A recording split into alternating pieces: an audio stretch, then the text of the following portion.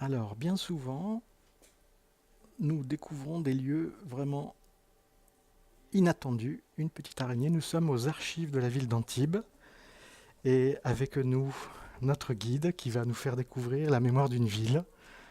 Je vous écoute, alors Oui, expliquez-moi, qu'est-ce qui alors se ici passe vous ici? êtes aux archives et particulièrement dans les locaux qui sont inaccessibles au public d'habitude.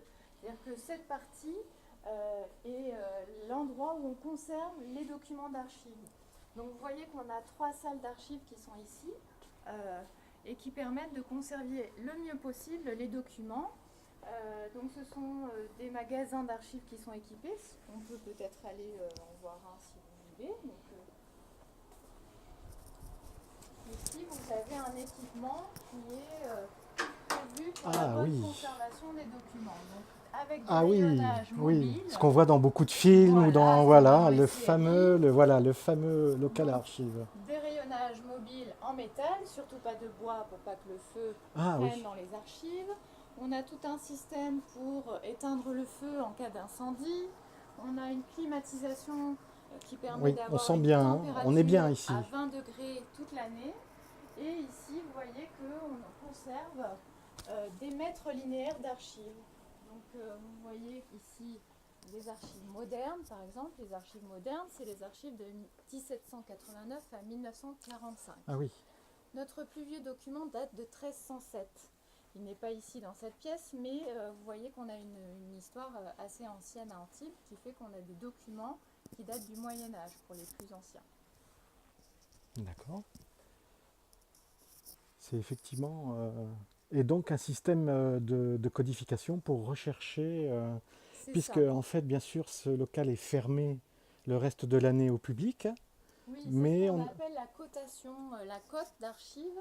C'est ce qui nous permet d'inventorier tous les documents, d'avoir des inventaires détaillés de tout ce qui se trouve dans nos boîtes et dans nos dossiers d'archives. Donc uniquement vous avez la référence et nos inventaires qui nous disent ce qui se trouve dans la boîte. D'accord.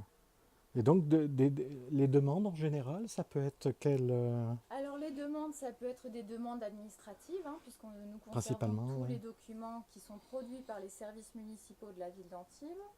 On a beaucoup de lecteurs généalogistes aussi, puisque nous conservons l'état civil.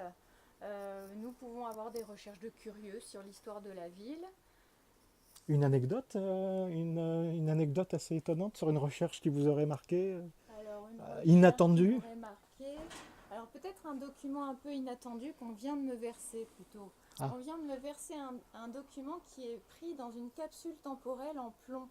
ah oui, les fameux à code, Voilà, oui, alors oui, vous oui. savez qu'une capsule temporelle, elle a été faite pour être scellée dans la première pierre d'un bâtiment. D'accord. Et elle a été retrouvée dans les débris de l'école Ah Paul oui. Doumer. Et du coup, Ah oui. on m'a versé cette capsule temporelle pour Excellent. garder une trace de la première pierre posée pour D'accord. l'école maternelle.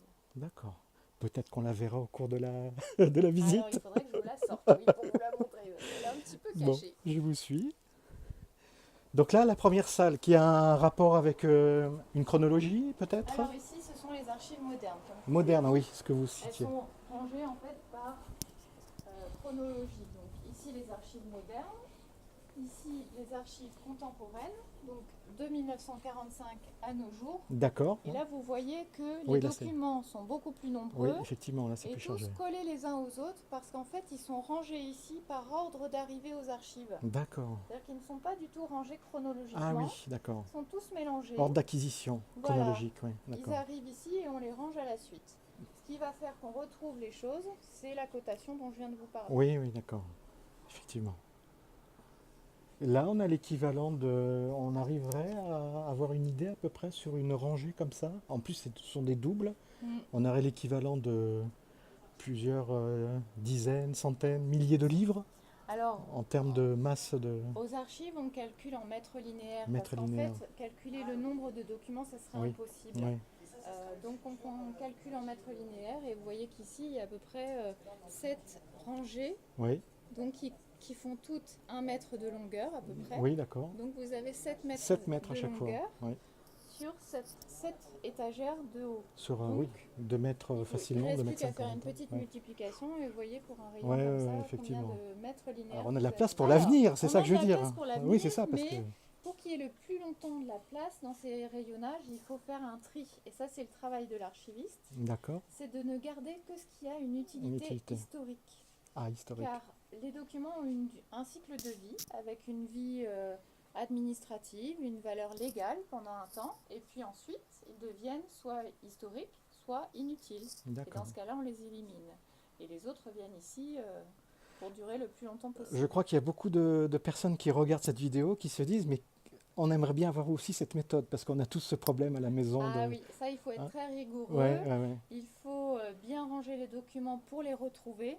Ne jamais se dire qu'un document rangé, caché, ne sert plus à rien. Il faut pouvoir le retrouver. Ça, c'est le credo de l'archiviste.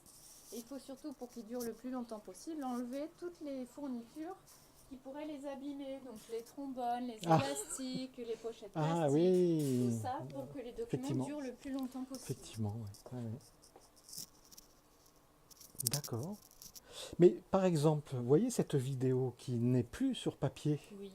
Est-ce que vous avez déjà une politique pour capter des... Alors il va falloir que l'archiviste s'adapte effectivement aux nouvelles technologies et aux nouveaux supports. Donc la problématique est la même, sauf qu'il va falloir conserver le plus longtemps possible les supports et leurs technologies. Donc comme on ne pourra pas garder tous les matériels qui ont servi à fabriquer ou à lire les documents numériques, il va falloir s'assurer que le document est toujours lisible régulièrement. Donc si on numérise des choses ou si on récupère des choses sur informatique, qui ont été créées informatiquement, on aura un gros système informatique qu'il faudra vérifier régulièrement pour pas qu'il y ait de problèmes de sécurité, d'authenticité, de fiabilité.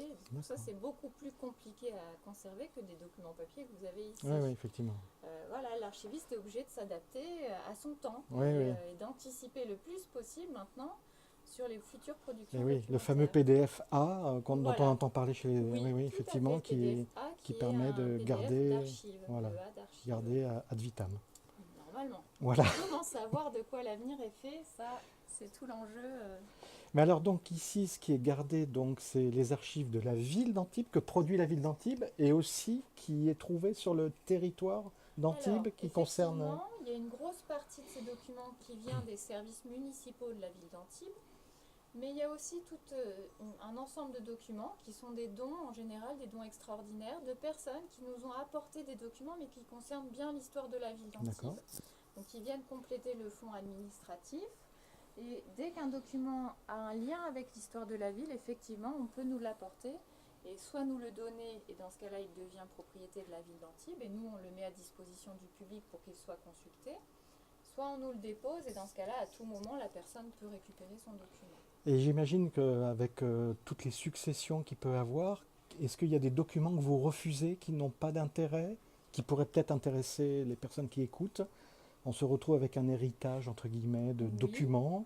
Qu'est-ce qui peut vous intéresser? Qu'est-ce qui ne nécessite pas qu'on se déplace? Alors il faut voir au cas par cas. Au cas par cas. Parce qu'en fait, si le document concerne bien la ville d'Antibes, là ça va être à nous d'estimer au cas par cas si les documents ont un intérêt historique ou pas. Alors nous quittons l'archive zone 2 pour retrouver l'archive zone 1, dans laquelle nous allons retrouver notre guide, avec laquelle nous allons poursuivre cette visite et la terminer, avec des objets assez étonnants dans une zone de stockage, oui, alors ici d'archivage. Vous avez le système d'extinction d'incendie. En fait, vous avez au plafond des détecteurs de chaleur et de fumée qui sont au plafond ici. Et si jamais un feu se déclare et que la fumée et la chaleur se détectent, alors ce sont ces bouteilles de gaz qui se vident en fait dans l'espace. C'est-à-dire qu'on ne va pas mettre d'eau ou de mousse pour éteindre un feu dans les archives, parce que ça pourrait abîmer les documents. Donc ce sont ces bouteilles de gaz qui sont là pour être vidées dès qu'il y a un feu, pour étouffer l'oxygène. Et s'il n'y a plus d'oxygène, eh bien il n'y a plus de feu. Effectivement. Oui, la base de... Effectivement. Ah ben voilà, nous en parlions tout à l'heure, de ces fameux nouveaux documents. Oui, alors ici vous avez toute une collection de cassettes VHS que vous connaissez bien, mais qui sont un problème pour l'archiviste parce qu'il nous manque quelque chose pour les lire Eh oui. et pour les reproduire surtout. Ouais, ouais, ouais. Car un document comme ça qu'on ne peut pas lire, il ne sert à rien. Et nous, l'idée, c'est qu'on communique le plus possible les documents. Donc là, il faudrait sauvegarder sur un autre support, un support informatique, tout ce qu'il y a sur ces cassettes vidéo. Ouais, ouais. Et puis on va arriver très rapidement avec le problème du DVD aussi, Le DVD, qui va pareillement, être qui est plus lié à la lisible. technologie, Ouais, c'est ça. Ouais. du disque. Donc Ouais. le disque est un support Ouais. aussi très fragile, parce Ouais. que là en plus on peut facilement l'abîmer Ouais, ouais, et ouais. perdre toutes les données qui sont gravées sur le CD. Donc, Donc à la finale, ça va être le disque dur sur les réseaux, enfin sur Alors, des réseaux sécurisés, et effectivement. aujourd'hui, Ouais, oui, ouais, ouais. voilà, on utilise des réseaux énormes avec des disques durs énormes pour conserver les données, mais on n'est pas sûr non plus qu'à l'avenir les données soient bien conservées. Alors, c'est vrai que je commençais cette vidéo avec une araignée et une toile d'araignée, et puis on trouve des petits éléments qu'on ne voit pas d'habitude, car aujourd'hui, Oui, nous sommes une journée particulière. Oui. Nous sommes dimanche déjà. voilà, nous sommes Vous dimanche, ne travaillez c'est pas le d'habitude. dimanche des journées du patrimoine. Voilà, c'est ça. À cette occasion que nous avons organisé une chasse aux fantômes, d'où les toiles d'araignée, l'araignée que vous avez vue tout à l'heure, et cette signalétique un peu particulière, puisqu'il y avait des défis à relever pour retrouver un fantôme qui se cachait dans les rayons d'archives. Donc les enfants et les parents ont pu chercher, relever ces défis pour trouver le fantôme qui se cachait dans les archives. D'accord. Bah, écoutez, en tout cas, c'était une très très belle visite. Merci à vous. Et donc, beaucoup de succès, vous m'avez dit, cette année, Oui, nous avons par rapport aux reçu années précédentes. à peu près 400 personnes Ah dans oui. le week-end. Donc c'était une première puisque c'était cette année le thème du partage Oui. et nous avons choisi le jeu comme fil rouge pour faire découvrir nos archives et ça a été un franc succès puisqu'on a reçu, voilà, je vous dis, Et donc, à 400 partir de personnes. demain, cet endroit, bien sûr, est refermé au public, mais par contre, la partie étude par laquelle nous avons commencé est ouverte à tout Voilà, citoyen de la ville, mais aussi peut-être extérieur, qui aurait un intérêt anti-bois. Ouais. Voilà, nous sommes ouverts au public du lundi au vendredi toute la journée, donc vous pouvez venir consulter les documents d'archives et nous serons là pour vous les fournir, les communiquer en salle de lecture. Oui. Eh bien, en tout cas, merci pour cette bouffée, j'allais dire, d'oxygène pour terminer, avec ces bouteilles qui protègent notre mémoire, ainsi que tout le personnel des archives. Oui, Encore merci. merci. À vous.